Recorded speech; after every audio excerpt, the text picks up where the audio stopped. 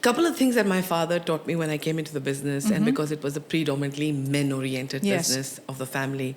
So he just told me a couple of things, and he said, eyes open, mouth shut, and ears open. Be a student all your life, I love and that. don't be a teacher. This is ChallengerBrands, helping you build better brands and businesses. Hosted by Illustrado, the brand development and creative agency for ambitious and audacious challenger brands. Welcome to another episode of Challenger Brands, where we help you build better brands and businesses. I'm Lalaine Benitez, Managing Director here at Illustrado.co.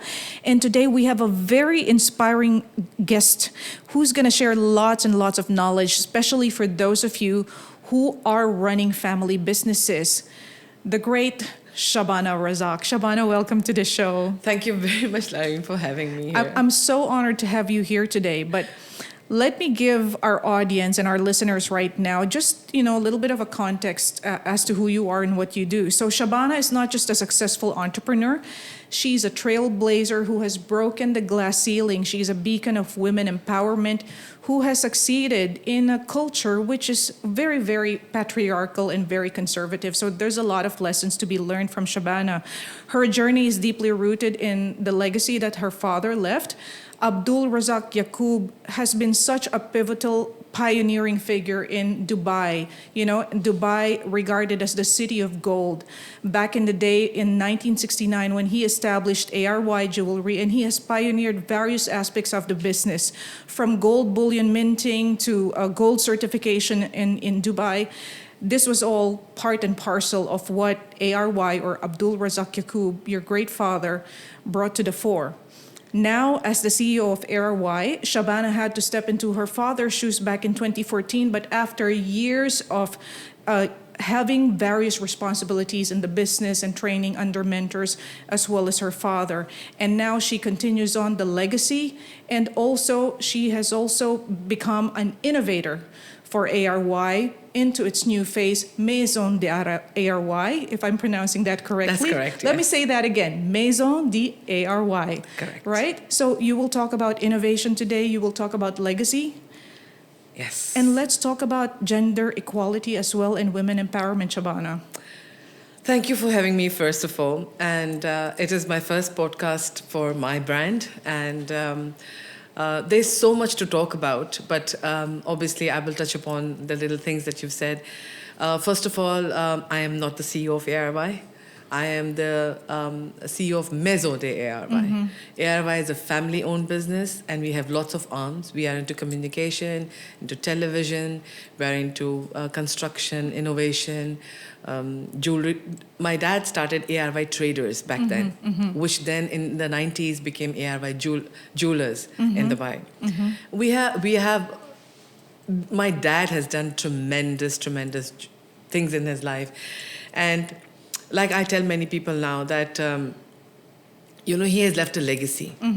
And legacy is not about buildings, about houses, about shops, about brands. Legacy is about you. You as an individual, what are you going to carry your father's or your parents' legacy forward? People will look at you and say, oh, that's Haji Abdul Razzak's daughter. Wow, what a fantastic job she's doing. She's continuing her father's legacy. They will not look at an office building or a home and say, oh, that's Haji Abdul Razzak's house. What is the house going to do? It's going to stand, depreciate, and gone. Definitely. So we are ambassadors of our parents and their legacy. For sure. Yeah. Just listening to how you talk about your father, I can almost feel the weight of how it must be so overwhelming to be taking this on to your own shoulders, right? To be stepping into his shoes. But before we get into that, before I ask you that question, you always talk about what your father has taught you through the years. Tell us about what you learned from your dad growing My God, up. For that we need a separate podcast. It's an entire 10-chapter book, I think, right? Exactly. But give us a preview, give us a peek into as to what you have learned, the key things. Couple of things that my father taught me when I came into the business, and because it was a predominantly men-oriented business of the family. So he just told me a couple of things, and he said, eyes open, mouth shut, and ears open. Be a student all your life, I love and that. don't be a teacher. I love that. Yeah. And I used to tell him, what does that mean? He goes, learn, continuous learning. You have to learn, learn, and learn. The day you think you know it all is the last day of your life. And I kept on saying, all right. And I kept on learning. I actually was not given a seat as the chairperson's daughter. I was given a hands-on training from day one to stand into the gold showroom, to be the salesperson, to go to the cash counter. My staff was not allowed to make my coffee. I had to take a lunch break like they did. Gradually, I was promoted to the back office. Then my seat was given to somebody to train me. Then I was taken to the head office with my father. And you said if you were late coming back to the office, you were also reported to Yes, HR. I was. We had the machine that we had to do our in and outs, and he would sit in the morning and he would say, "What kind of traffic were you stuck in that you were half an hour late?" And I would look at him. I goes, "I was not stuck in traffic. I was just late. You've been marked late." How do you think that affected you coming into the business? Oh my God, that taught me that accountability and that I have to be on time. And that is something that is innate in me. I cannot be late. If I am late for any appointments of mine, I get panic. I used to get 15 minutes. Literally, I didn't wear a hijab then. Yeah. So I was given 15 minutes to go to an event. And 15 minutes for a girl or a woman, you know how difficult that is? Blow dry, makeup, That's hair. just for the hair. Exactly. Right. Exactly. And there have been times where he would say, if you are late, I will leave and go. So I used to run with my earrings and my heels in my hand and wear them in the car. But that has taught me from now. So now, with my hijab and all my new attire, my look, it takes me about between 7 and 8 minutes to get ready, and I'm done. Yeah. So he has taught me to be on time. If I promise something, I got to deliver. Even if it is not documented. He said word of mouth is more important than any documentation.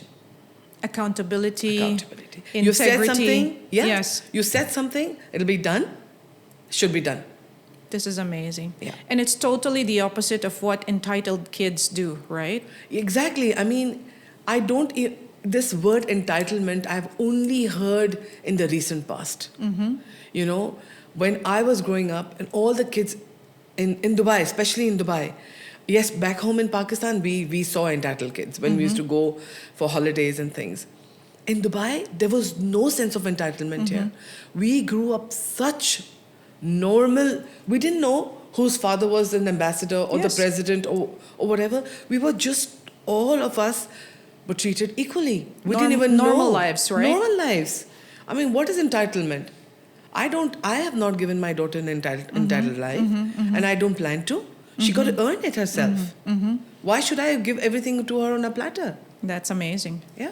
So with everything that you've learned, all these values, all these skills, you know, your education in the US, Shabana. No, I've studied in Dubai. Oh, you studied in Dubai. From nursery to my university. So you're a Dubai kid, I'm through a Dubai and through. kid. Through and through Dubai kid. Excellent. How did it feel like stepping into your father's shoes? It's a big question, I know. Yes. But at first it was intimidating, unsure. And I grew up with very less confidence. You know, why? Because I'm a girl.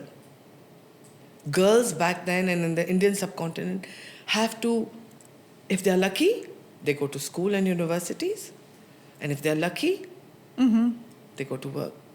Nobody knew what work is, right? And I wanted to do my master's, okay? Nobody ever would encourage a girl to do master's. I was enrolled for my master program. I got fantastic recommendations from my professors. But the next day that I was supposed to go for my master's program, you know, my dad called my uncle, my eldest uncle, who he considered him as a father, and told my father, no, she can't go to university to do her master's. Because, you know, we are finding difficulty in finding a match for her. If she does her master's, How are you ever going to get her married? And my father, I still remember That my is so father's... sad. Yeah, exactly. And my father's face went white.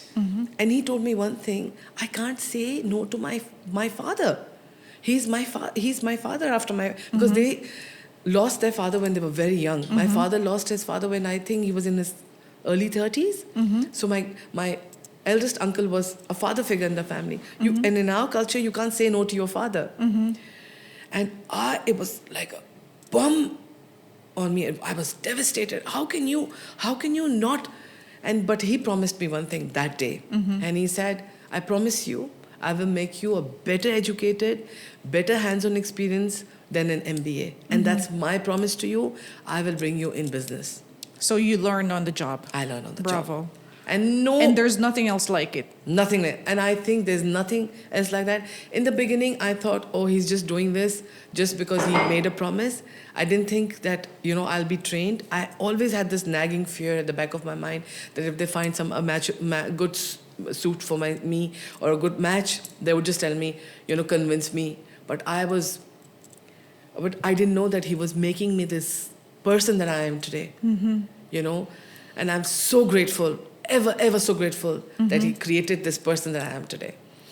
So with all your skills, all your learning on the job, all these lessons, and I'm sure there was a pushback when you had to take over, ARY Jewellery, right? How did you overcome and how did you step into that role and command the trust, that you needed from the people? So what happened is a very interesting conversation. Not many people know about it. My cousin brother, who is about 2 years younger than me, was into the business before I came. And so when it was my first day at work, he opened his office to me. And he says, this is yours, because I'm not using this office, and I did it for myself. You take it. And remember one thing, it is survival of the fittest. This was one word that he used for me. And he says, he used to address me as Appa, and he says, Appa, survival of the fittest. Okay? If you don't grab it, you will never get it. And me, even today, I don't have a habit of grabbing something. Or I don't say I snatch. I just make my way out that people respect my coming in. So exactly like that, I did in my business. I did not snatch it, but I made sense to the people who were the decision makers at the time. Okay. I would like you to please expound a little bit on that. I think that's a great concept. So it's not about grabbing, it's about allowing the people to understand how you're going to make your way into that scenario. Please explain that a little bit. I'll give you an example. Yeah. Then you will understand a little better. So nobody in ARY was ever given... see, my decision maker was my uncle and my dad. Both of them used to make collective decisions. So when I did my first ad and signing of it, and it was 12,000 dirhams, phone was on my side, and I knew it, that I'm going to get a call from my dad that 12,000 dirhams for a paper ad? Are you serious? And I got that, and I was running a campaign. And the campaign was only for 3 days. So I used to listen to radio a lot at the time. So I spotted 6 radio ads, 1 commercial in the newspaper, and that's it. And it was a 3-day ad to clear the diamond jewelry. Have a first ever 70 to 80% sale on a diamond jewelry. And my father told me, you have lost the plot. Nobody's ever going to buy this. And 3 days, you don't give 3 days for a sale. I said, you don't give a woman time to think. That was my one word. And the day I had the sale, and I told my mom, I said, Mom, it's something nobody has ever done. Your job for me today is to pray. Because that day my father said, I'm not going to go to the office. I'm going to come to the showroom with you. I want to see the blunder that you're making. The exact words, the blunder that you're making. I called my staff and I said, what's the position? It was 9:45. We used to open the store at 10. I said, Madam, the queue is unimaginable. I said, okay. I didn't say anything to my dad. I told my mom to pray. I left with him. So when we parked, it was in Dera City Center. So when we parked our car, so and I'm not joking, from the escalator to our showroom, it was a queue of people waiting for the showroom to open. Amazing. Amazing. You know what my father said to me? If you sell for free, that's what's going to happen. He didn't appreciate that you're doing a good job. I didn't say anything. By noon, we opened at 10. By noon, I got a panic phone call from my staff. We need more people. We can't manage. In 3 days of the sale, you can't even imagine the amount of sales we did and the recognition that we got. That was my first stepping stone. So he had from the minus, it started coming to the plus. So this was the very first thing. There were lots of things that I did. I did not try to prove it. I proved it with examples. You've demonstrated, and that's how you earn the trust, right? That's why. So people understand when you come in, it's because you deserve it. Exactly. Let me ask you, that could have gone wrong. That was a big risk, right? This is Yes. not exactly what you've learned from your dad, from the looks of it, right? No. This is you It's my gut instinct. taking a risk. What gave you the confidence to take that leap? And what if it went wrong, right? My trust was in Allah. My first, that if He has put this idea in my mind, I can't go wrong. Number one. So I put my entire trust. The second thing is that you should trust your gut instinct, is what my father taught me as well. Yeah. One of the things. What you trust your gut instinct and then go with it. Thirdly, I used to talk to a lot of women. And I'm a woman myself, I'm a girl. If you hear a sale Yes. that is only for 3 days, oh my God. And if it's you not miss- typical in those days, right? No, it wasn't. Yeah. If you and sale and limited time offer. Don't you see these sales going on in the mall for 3 days? And I think this was for diamonds, Shabana, if Yes, I'm not it mistaken. was for diamonds. That was unheard of back in the day, right? Never. It was one of the first. Then another one I did was no making charges on gold. Nobody ever heard that. That was also for just Yeah. one day. Yeah. And we cleared the stock like crazy because everybody kept on saying, oh, these are old designs, and they're not. The staff used to say, these are old designs, people are not willing to buy XYZ, XYZ. And stock sitting in is money being blocked. Of course, yeah. You need liquid. You're holding I told inventory her- there. And I kept on telling my dad, it doesn't matter whether the designs are new or old. If a woman gets it on a discount, she will buy it. So let me just summarize the story here. So getting trust from people, number one, listening, Yes. right? Listening to your market, Exactly, 100%. listening to your gut instincts. 100%. Number two, taking that leap. Yes, So that's a good combination, right? 100%. I love that. That's a great story.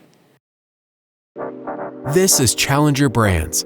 Please subscribe to our channel and share our content. Follow us on our agency's social media pages, Illustrado.co, on LinkedIn, Instagram, and Facebook, or subscribe to our newsletter via our website, www.illustrado.co. Thank you to our sponsors for today's episode. Rove Hotels. Rove Hotels are a jumping-off point for city explorers, simply designed for the young and young at heart. Born in Dubai, Rove is an award-winning lifestyle brand offering well-designed hotels, fuss-free service, and great value in well-connected locations. More than just a bed for the night, Rove provides rovers, the missing link to connect you to the city like a local, and explore the track less trodden in a relaxed environment where you can be yourself. With sustainability, local art, and high-performing functionality at the heart of its brand, Rove represents a new niche of hospitality for the digital nomad looking to become part of the neighborhood, even when they're just passing through. Please check them out at rovehotels.com. I know that you've spoken about your challenges as a woman in business. How did you overcome this? I don't know really. It was a very bumpy ride. Yeah. But it, like I just said, I mean, I just because I love challenges, and I used to say, bring it on. It's like the hurdle race, the 100 meters, then the 200 meters, and then you go on, and then you get used to it. And when you don't have a challenge anymore, you say, oh my God, I'm getting bored. Okay, so you enjoyed I the challenge. I'm still enjoying. I came to I was doing well with my dad, and my dad fell sick, and I had to leave the country and be with him, and then I didn't do anything for 8 years. I mean, and now that I'm back in the business, it's a challenge.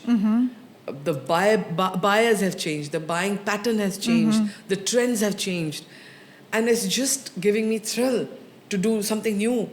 You know, I don't mix or gel well with my generation. I gel well with the younger generation. Yeah. I learn a lot from them. I think you need young people to feed you so that you can innovate and, you know, keep a fresh outlook. Exactly. Yes. I just enjoy. So I look for younger kids and younger people to educate me. Yeah. Because I want to learn from them. What would they like to buy? Why are they buying these things? You know, what is their income bracket? Definitely. What are the values that have shifted? Definitely, yeah. You know, back in the day, women were buying as an investment. Youngsters are not buying it as an investment Yeah, anymore. it's a totally different mindset, yeah. Total different mind.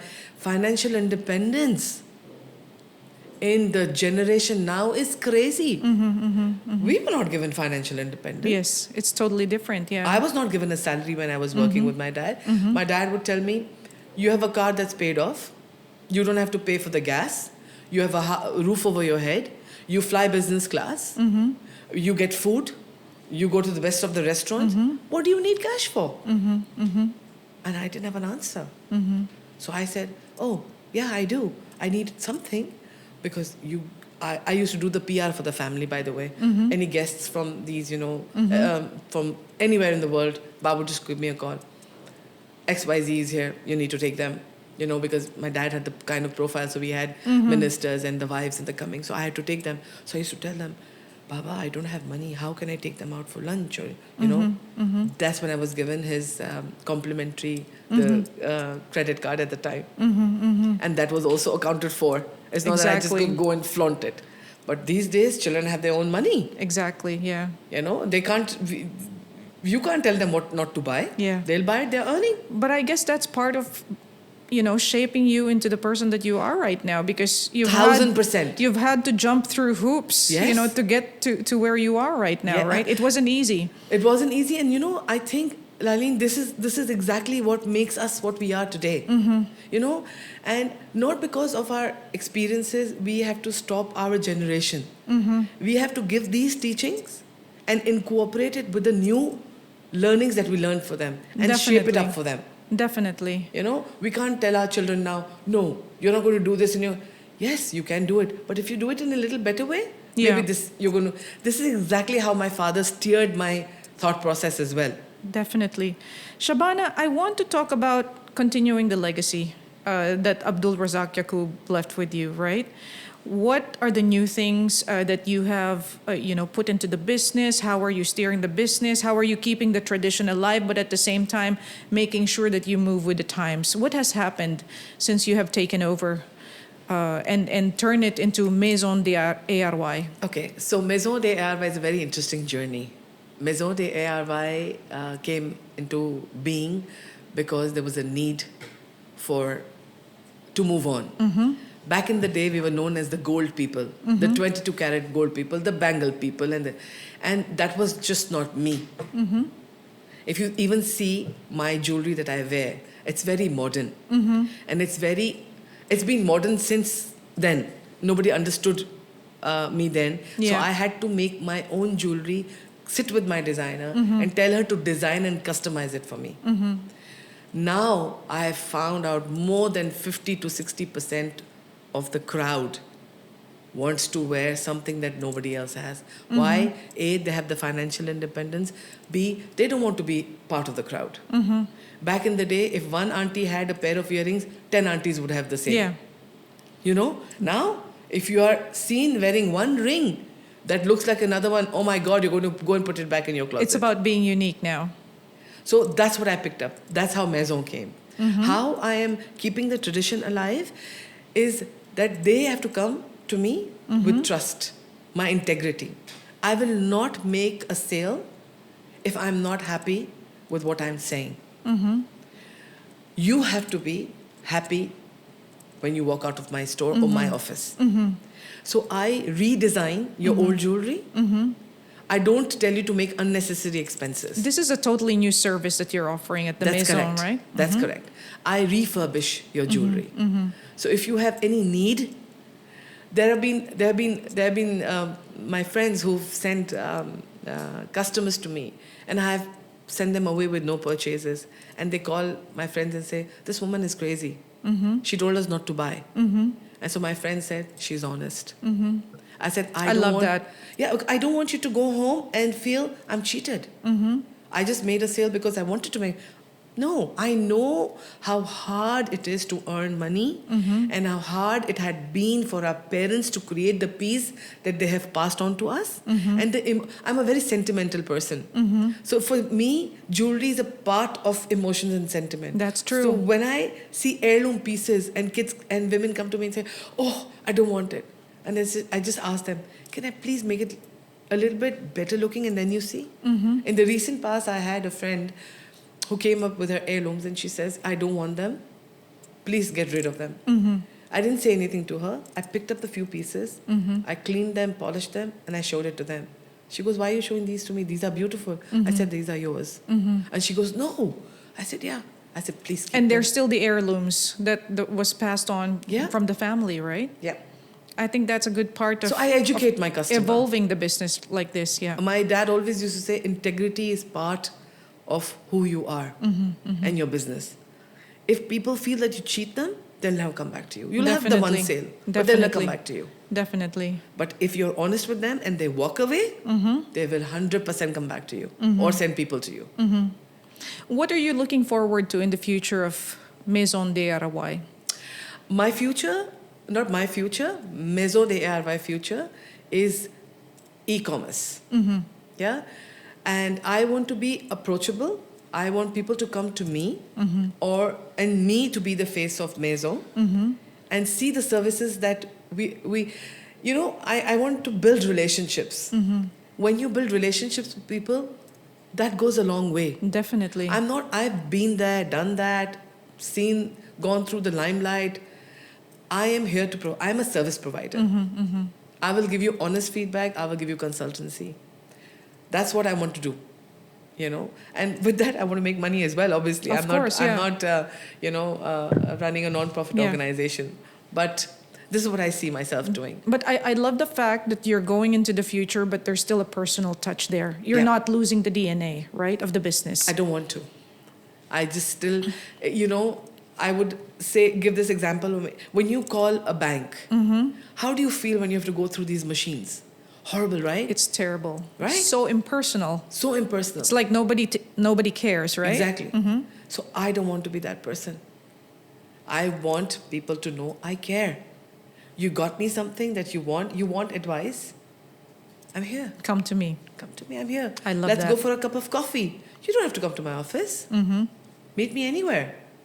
I love that. I love how accessible you are. And it also speaks to how modern your thinking is. Yeah. How often now, right? I've been told you have to be inaccessible. Why? That doesn't give you importance. I said, Allah will give me importance. Yeah. I don't need that. Importance is intrinsic. Exactly. It's already there. Yeah, It's built exactly. in. I want to make friends. I want to touch lives. I love that. I want people to feel human. I love that. Yeah. Pick up the phone and say, Shabs, we have this. Can you do this for us? This is so important, and this is not something that we normally hear when we talk about growing a business, because it's all about scaling and numbers, and people tend to forget the human touch there, the human element, which makes up for everything, 100%. right? Everything is based on the whole human aspect of the business. Our business is mainly on trust. And if you don't trust a jeweler, you can't buy from them. Definitely. You can't. And they're not buying a piece for $100. These are big pieces. These are big sets, sets that they will wear to their wedding, And even important occasions. Small ticket items. See, everybody has a right to have a dream and to own a piece of jewelry that they like. So I give them consultants. You want to have a particular look? It is the metal that makes the difference. Let me guide you and help you. I love that. Tell me what your budget is and how much stretch can you go. I'll try and create something for you. That is so nice. Best practices for people who are running family businesses. Kids, yeah? Both for the parents and for the kids. Okay. I think this is a very important lesson that we have to talk about. Yeah. So kids have to listen. And parents have to learn how to penetrate. Parents have to learn how to communicate to the children. Okay? And kids have to learn also how to penetrate into the parents to listen. It's very important. When children get educated, they think they know it all. Yeah. Yeah? And parents think, oh, they're just out of school. What do they know? We know everything. You know? And we know better. So typical. Yeah, it's so typical. Yeah. But thank God, I did not have to go through this. My father was a visionary. He was a man. He was a modern man in his thinking. And I was the first person to get office automation done in the office. He listened to you. He did. That's amazing. And he'd listen to me because he knew I could deliver. And what I was saying was not BS. You know, it was not totally not true. Yeah. I would deliver, and it would make his life easy. Definitely. I love that. So for all of you listening and watching right now, let me just emphasize that everybody running a family business, parents, listen and learn how to penetrate the minds of your children. Be and open to the new ideas. Be open to new ideas, and children, you have to listen also. You don't know everything. Learn from your parents, right? That's so true. I wanted to ask you, before I ask you for your life lessons, and I'm sure you have a lot.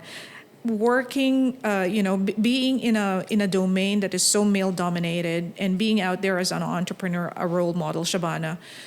In the West, women who wear the hijab or women who wear modest clothing are seen as oppressed. What do you have to say about this? Because you're the antithesis to this. You know, I don't understand why there's a misconception of hijab. Yeah. Yeah. I always still tell people there's a very naughty person of course underneath this hijab. I used to be a daredevil. Yeah. And you still are. You'd like to Yeah. think? I would love to think. I think I've mellowed down a lot. But yes, hijab doesn't restrict you from anything. Our Prophet ﷺ, the man of our religion, his wife was an entrepreneur. She was a businesswoman. So our religion or wearing a hijab doesn't restrict us from doing anything. It's just a misconception. Has hijab stopped me from anything? No. It just gives me what I feel and what my father had taught me initially and had a conversation with me. Whatever hijab does is teaches the other person how to respect me. You see, when I came from a conservative family, and back then even shaking a hand with a man was not allowed. So I used to feel very uncomfortable in shaking a hand. So when I started wearing a hijab, and this is the protocol for everybody listening, if you see a woman in hijab, please do not extend your hand. Wait for the woman to extend her hand. Yes, okay. If she All doesn't right. extend her hand, meaning she doesn't want to shake hands, Okay. she'll say, greet you like this, or whatever her way of greeting you is. I don't shake hands. Yeah? Not because... And we just have to respect that. Whoever It's my Exactly. choice. Definitely. Yeah? But hijab doesn't stop me from doing any kind of business. Definitely. I come from a very modern religion, which is Islam. People have to understand Islam to comment on it. And you can be as competitive as everybody else, right? Yeah. Whatever their gender is. Yeah, I don't believe in gender equality. Okay, we talk of women empowerment, right? Who is anybody to empower us? Allah has empowered us, right? I don't need a man's approval or validation. Exactly. Yeah. I don't need anybody's validation. Yeah. Yes, I need guide and support, but I don't need your validation. Allah has given me the validation. I'm good enough. I think, there's a big hoo-ha about gender equality, and I think it's a matter of looking at it. It's not, this is such a controversial topic, which is probably better for another podcast altogether, but I think it depends really on how you look at it. I see the genders We are complementing each other, yes. right? It's not about proving that you're physically equal. Or We can't be. You can't be, Can a right? man give birth to a child? Exactly. Can he take a labor pain? No. Definitely. Can you pick up 150 kgs of Definitely. weight? No. Because we're totally biologically different. Exactly. It's So about what is complementing this, each other. Women liberation and equality. You Yes. can't be equal. Yes. You've been created differently to do different things. Imagine if all of us were born and created to do the same Yes. tasks. There would be a chaos. But we do deserve equal salaries. We Yes. do deserve equal opportunities. We do deserve equal voices. But there are occupations, or there are occupations, or roles in business or and work where women are getting better paid than men as well. Look at the film industry, the showbiz. Some women actresses are paid more than the men. Yeah. It actually works both ways, right? Everybody's Exactly. got their limitation. Yeah. But yeah, that's a very interesting topic. What are your top life lessons? Give me 3 life lessons, or even your most favorite one, to everybody out there. What can they learn from your journey? Not just as a woman, but also as an entrepreneur. I just think like what my dad had told me. Learn. Learn, and learn. Listen to people. Learn. That's what you should do. And be honest to yourself. But you have to stand by your integrity. So learn, listen, and integrity. Integrity is very important. If people don't believe or trust you, they will never come to you. Never. That's very true. You have to be, if you can't do something, tell them you can't. You'll try helping them out. Like I don't do 22 karat jewelry. Friends do come to me. I'll tell them I'll help you. I don't do it. I can help you. I don't overpromise. Amazing. Learn. Learn. And with that, Shabana, thank you so much for joining us today. This was a wonderful discussion, and I'm sure we need more time to talk. We're going to have another episode. Anytime. That's on the flip side, because there's so much I want to ask you about. But, just summing it up for our people out there, please do not forget, like Shabana said, build your integrity. Do not forget to always learn. Listen to people, okay? And if you are kids of parents or entrepreneurs, listen to your parents. And parents, please listen to your kids.